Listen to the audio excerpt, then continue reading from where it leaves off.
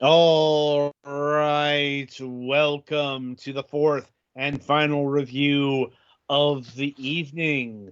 Up this time is Citizen Sleeper 2 Starward Vector, a dice driven RPG in a human and heartfelt sci fi world. You're an escaped android with a malfunctioning body, a price on your head, and no memory of your past. Get a ship, find a crew, and take on contracts while you navigate across the Starward belt. Right. So I suppose the first thing to mention is we have not played the original Citizen Sleeper, which came out a few years ago. Though, interestingly enough, we did cover the first game from this developer in Other Waters, I think around the time of release there. Remember it being a very weird game, but not too much beyond that because it's been about 5 years since we covered that. You know, um, that being said, so Citizen Sleeper 2 here. I think if there's any game tonight that people might have heard of outside the show, it'd be this one because this game's been getting a lot of buzz. Like a lot of buzz outside the usual indie scene, um, for how fresh and innovative it is. Granted, I like one has to wonder how fresh and innovative something called something something two can be, but um, be that as it may, Honestly, when um, it is, sometimes you get people complaining about it not being a good sequel. right. Um, I can't speak to too much about how mechanics have changed in between the two games because once again, never played the original. I do know that the actual game itself has been expanded quite a bit because the first one took place on a single space station. This one is an entire star system. So that alone constitutes a major expansion of gameplay and content. And also this thing called the marketing blurb calls you an android. I've seen some other people mention that you're an android. I'm not exactly sure that's accurate. Um, it's more you are, ghost in the machine, ghost in the shell kind of deal. Like you're, it's more you're like a downloaded personality in a body. Um, Some would argue that still counts. right. Like that might depend on what side of the transhumanism debate you fall on. You know, and you're called like the emulated outside of being called a sleeper.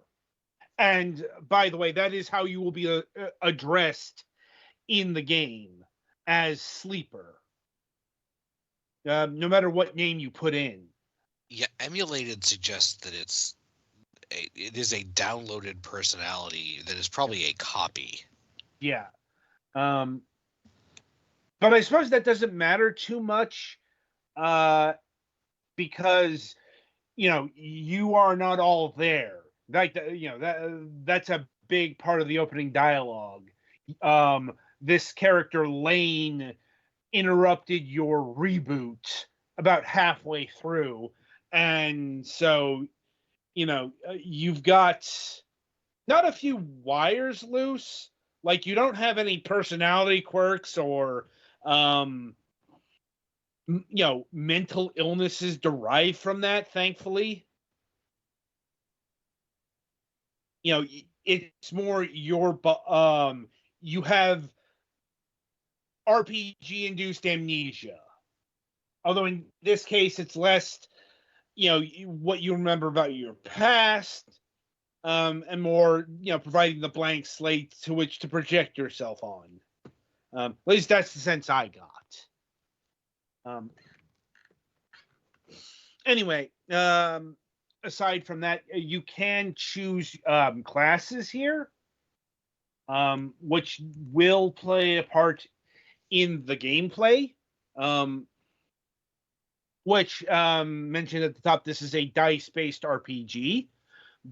Not the first time we've covered a dice-based RPG, especially in recent times. Not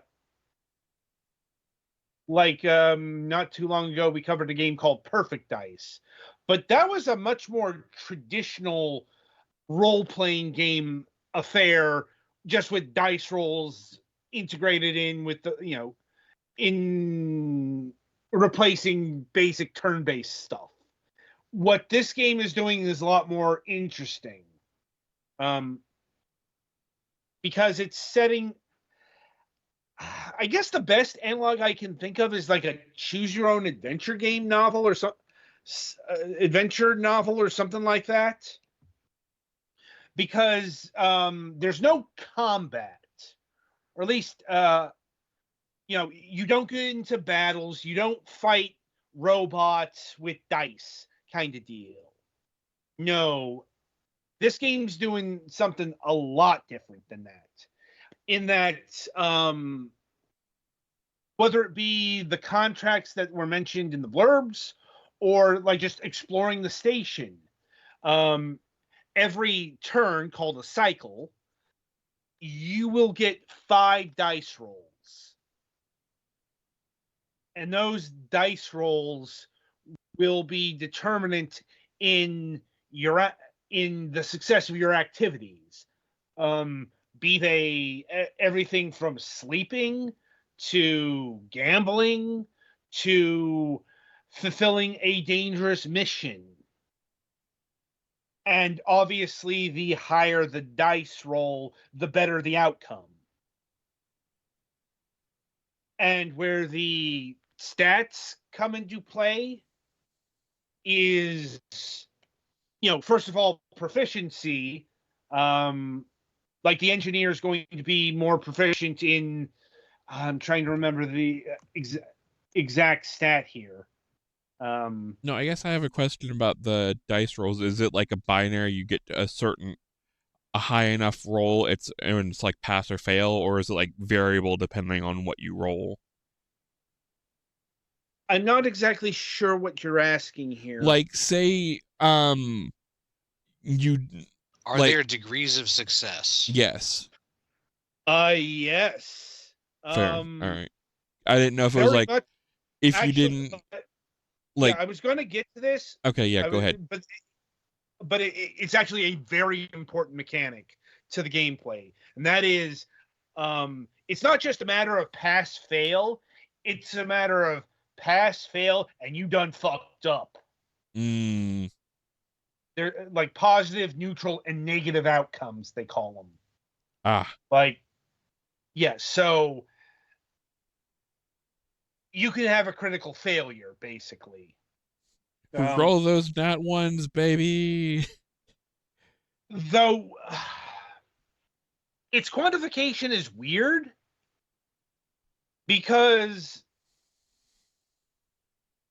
like the percentiles won't necessarily match up to what you think would be the case.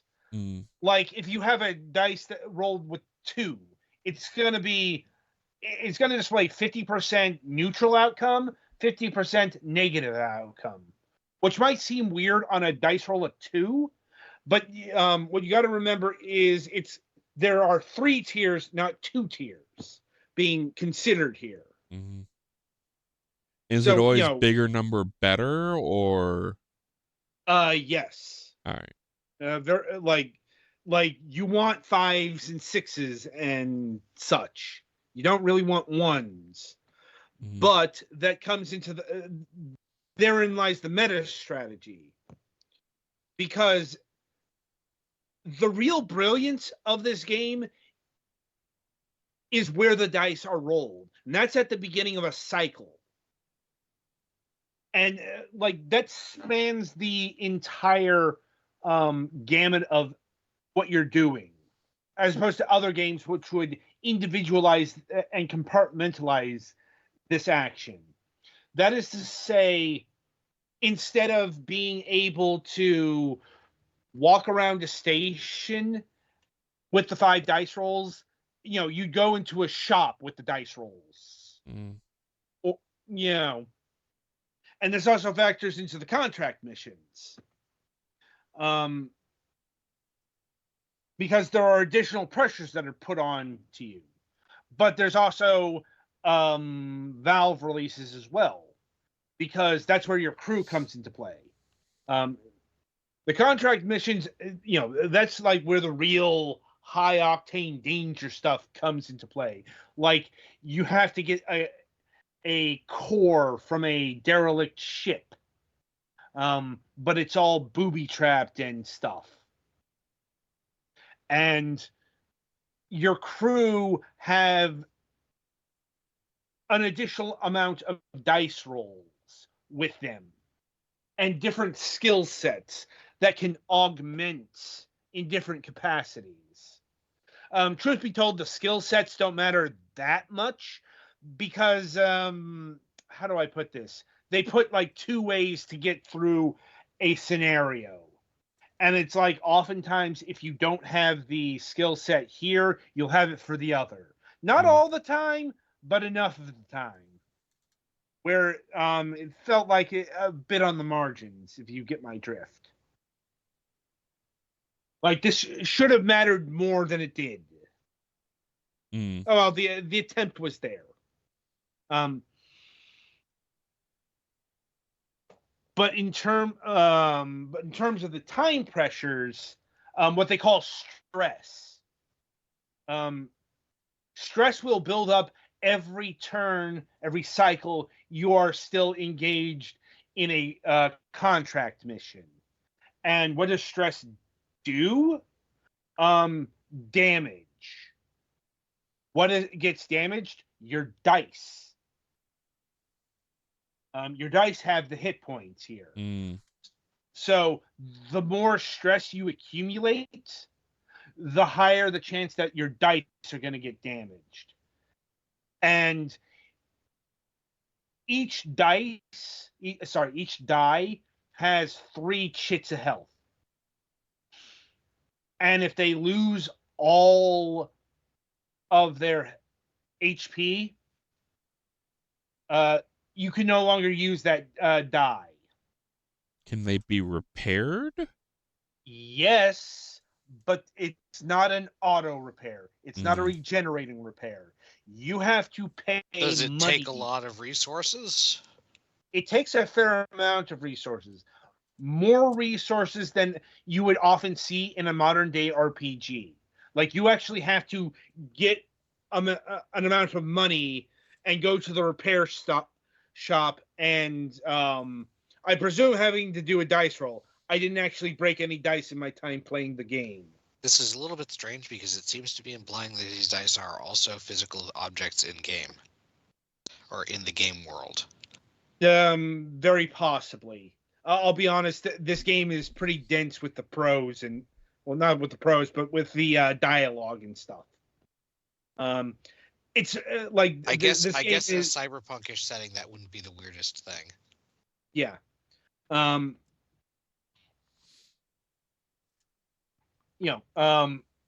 wish I had had more time with this game, in all honesty. But, often when you're doing things 2 games week in, week out, your time choices are limited. Because it's Fellow Traveler has provided us with 2 of the best games I've played in a good long while for the show. I'll plainly state it here. And it's not just quality stuff. They're doing interesting things, both narratively and mechanically.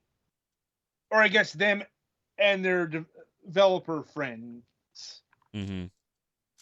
Technically speaking.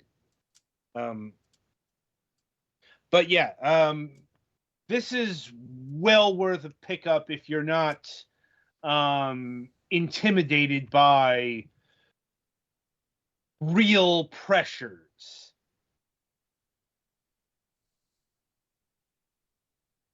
Because this game is not forgiving either.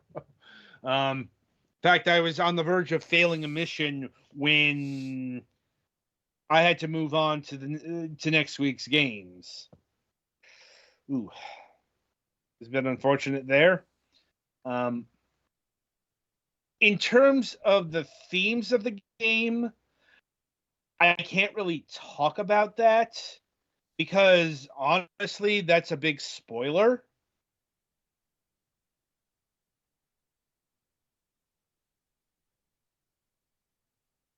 But all I can say in regards to what happens is where where you think the game would end is not where the game ends. It actually goes beyond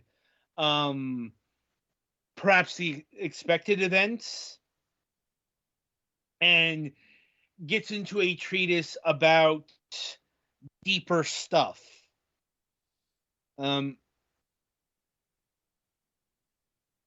And that's all I can really say right now. Other than as to the grand theme, it's hinted about in the blurbs. But it's well worth exploring this on your own. In terms of price, $24.99. I can definitely see where $25 comes into play. Just in terms of the sheer scale and content contained within. I think it does justify its price there. It's also got the art book for $5. I'll be honest, I wasn't too impressed with the art. Then again, there's not a lot of art showcased in the game. This is it's not a very visual game. It's much closer to visual novels and interactive fiction, if I'm being honest, than say Final Fantasy or Dragon Quest. And it's got a soundtrack available for $12. That's a pass. Way too expensive for what is a very ambient soundtrack. Anyway, any other questions, comments, or concerns over Citizen Sleeper 2? I think I'm good. Same. All right, then. So, yeah, that'll about do it for this review session. So, coming up on the week ahead, on Wednesday, March 5th, we'll be welcoming Marco of Hyper Hunter X. I think it's X. And not 10 or Cross. But anyway, this is a adventure game that's being built in Construct 3. I think it's the developer's first major project. But